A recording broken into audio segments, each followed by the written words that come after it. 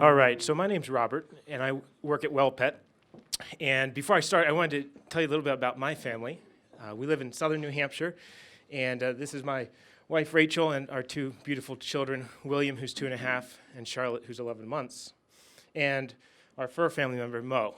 She's a 5-year-old rescue lab hound mix. So that's my family, and the family on the right is the family that WellPet serves. So our family of brands, which was founded in 1926, makes food and treats for all of these lovely animals, pets. Wellness, Sojos are our foods, and then Old Mother Hubbard and Whimsies are our treats. And now that we're after lunch, I'm going to ask everybody else to stand for a little exercise.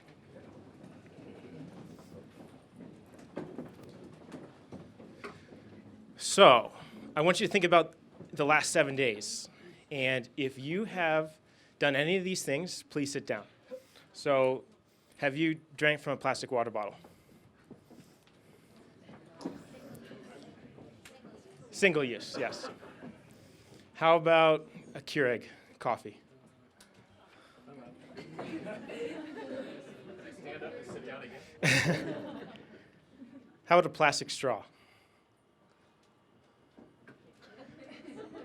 All right, there's still a lot standing. Hopefully this next one gets you all. And how about using a tube of toothpaste? So for the people standing, either you... What's that? Yep. Toothpaste bites. All right.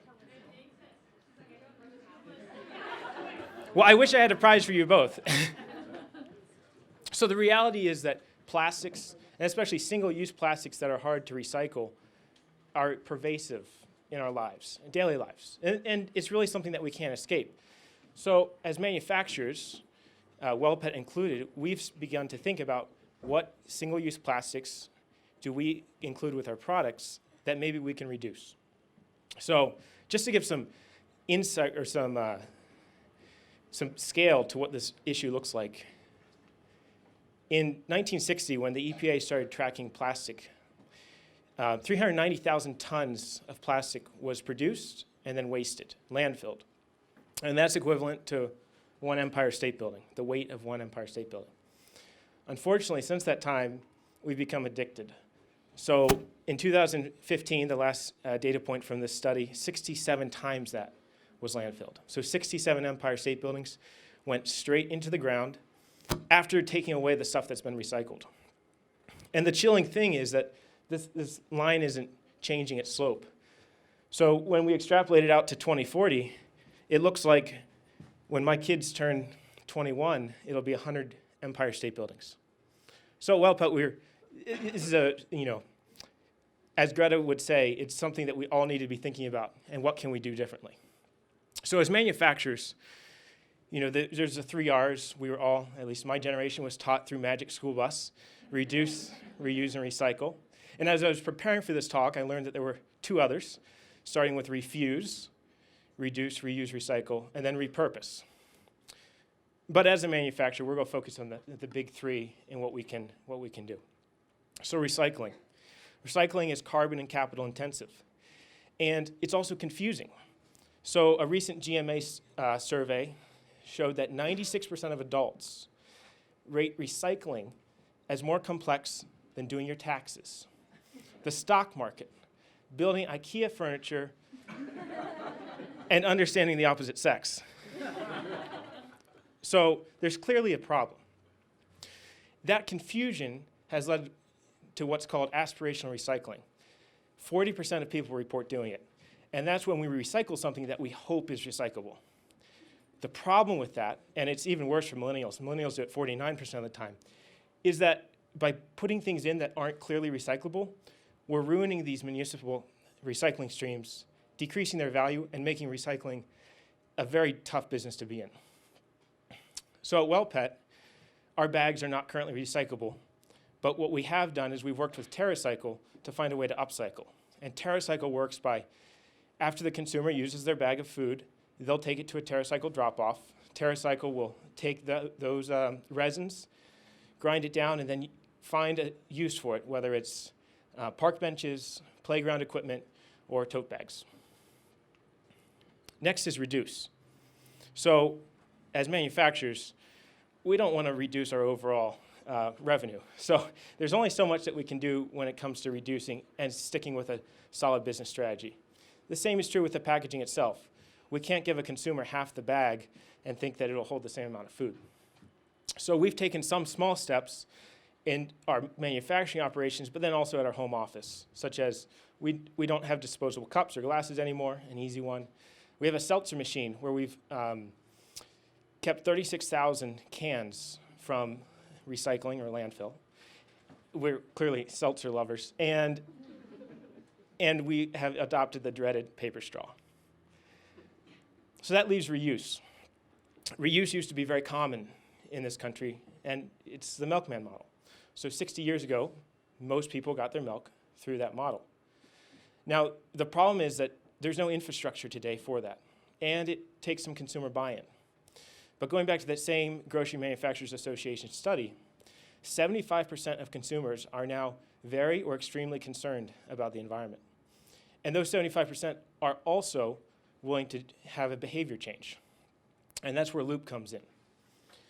So Loop, which was founded by TerraCycle, is a way to create the infrastructure for a reusable packaging system. So right now, it's fairly simple. And it launched in May this year in 3 key markets, London, Paris, and then the Northeast. And consumers can go on, log into the site, and buy their shampoo, their pretzels, soon their dog treats, their laundry detergent. And Loop will ship those products to you in a reusable container. Not just a reusable container for the product, but then also the container for your entire order. You'll enjoy your products, and then when you're done, you ship the containers back to Loop to create this circular economy. Loop will then clean the containers and send them back to the manufacturers to fill again. And so their idea is, how do they reduce, Loop's mission is ultimately to reduce the idea of waste, so make it obsolete. So instead of consumers buying a package that they then throw away, consumers borrow a package for the time that they're using it. So these are some of the examples of the products and brands that are on the platform, and then the tote itself. I have to say, the ice cream is delicious. Sorry. And so the whole concept has been a way, how can you do a single shopping cart to get many of your household needs? And what you'll notice is a commonality in the packaging. So unlike your grocery store where there's a wide variety of packaging, most of it plastic, here, because everything has to be reused, it has to be stronger material. So stainless steel and glass are the primary packages on the store. The exciting thing is that these are all the brands that are either on the store today or have committed to being there soon. Old Mother Hubbard is one of them, and we're working quickly to be there. And what you see is 4 of the major multinational consumer CPG companies represented up here. Unilever, P&G, Nestle, and PepsiCo all have products on the store today. So this is our product. It's not ready for prime time yet, but eventually, come early next year, you'll be able to order one of these if you live in the Northeast and get it filled with pet treats before you, for your dog to show them the love that you have for them. So the first question that I get asked whenever I introduce this concept to somebody in the company or elsewhere is like, how can it make sense to ship these heavy containers across the country back and forth, and what does it actually do for the life cycle of the product? So Loop has done a life cycle assessment, and this is kind of an eye chart, but the key here is that it's comparing traditional e-commerce here, 10 orders, to 10 orders on Loop, standalone. And so what you see is that, yes, while transportation is much higher on Loop, the actual single-use cardboard is, this is single-use cardboard, is completely gone. Single-use bubble wrap is completely gone.